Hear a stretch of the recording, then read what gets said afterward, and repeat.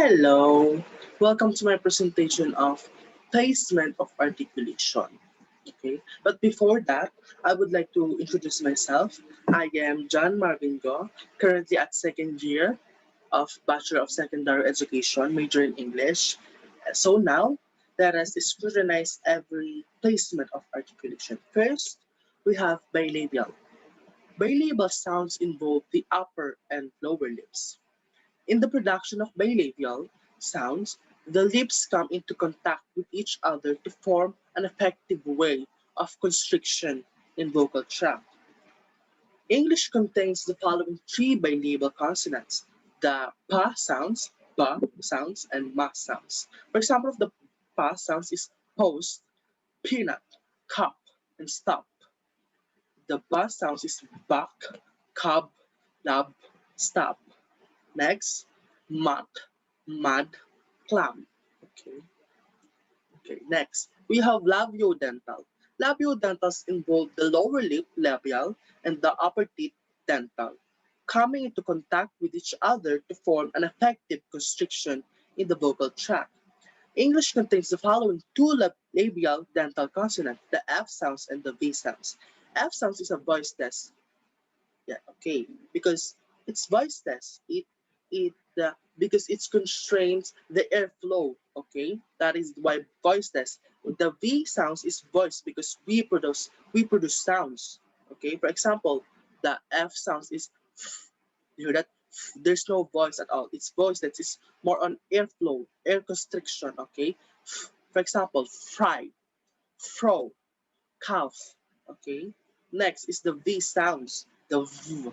V. There's a sounds, right? V. Very, clever, vine, and have. Okay. Next. Next, we have dental.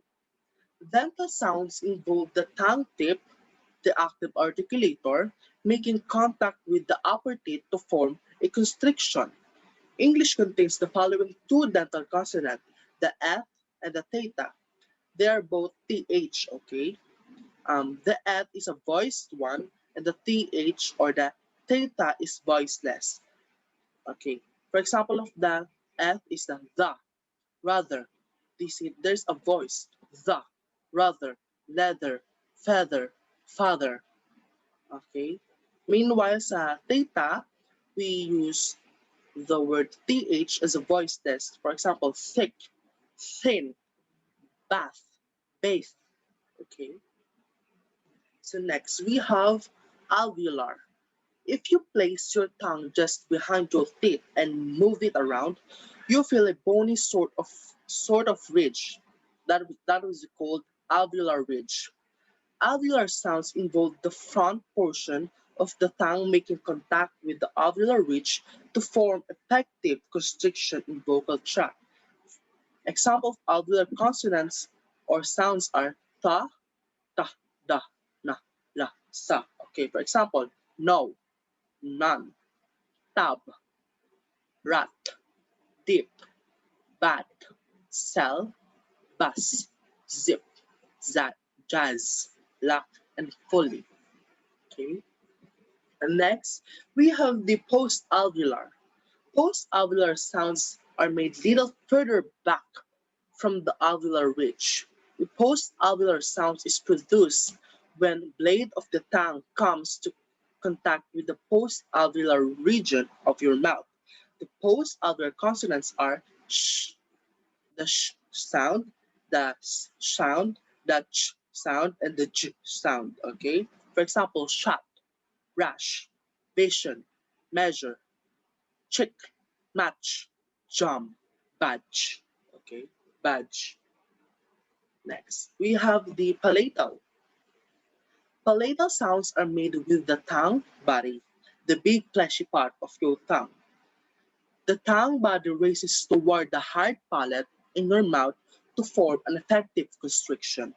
English has only one palatal consonant, the Y sounds, okay, as in yes and bayou, okay. Next, velar. Velar sounds are made when the back of the tongue or the tongue dorsum raised towards the soft palate, which is located at the back. of the roof of the mouth. Okay, the soft palate, also known as velum. An effective constriction is then formed when these two articulators come into contact with each other. English has following velar consonants: the ng sound, the ka, ga, and wa. Okay, first going, going. Next uncle, uncle. Next back, back. Kite, good, bug, wet, and Howard. Okay, and that's it. Thank you for today, and I hope you learned something. No quiz for today because I want you to rest your mind, but of course, please be reminded that you will you will need this in high school something, or to have a proper pronunciation and enunciation of words. And I hope you learned something from this. That's it. Thank you. Have a nice day.